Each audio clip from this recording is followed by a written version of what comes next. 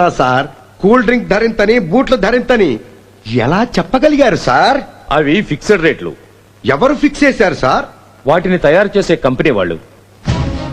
మరి మేం పండించే పంటలకు మేమే రేట్లు ఫిక్స్ చేసుకునే విధానం మాకెందుకు కల్పించట్లేదు సార్? మీ కేంద్ర రాష్ట్ర ప్రభుత్వాలు మాకెందుకు సార్ అవకాశాలు కల్పించట్లేదు? గుండు సూది మొదలు గీసుకునే బ్లేడు వరకు అన్ని రేట్లు కంపెనీ వాళ్లే ఫిక్స్ చేసుకుంటుంటే మరి మా రైతులకు ఎందుకు సార్ అడుక్కునే పరిస్థితి కల్పిస్తున్నారు?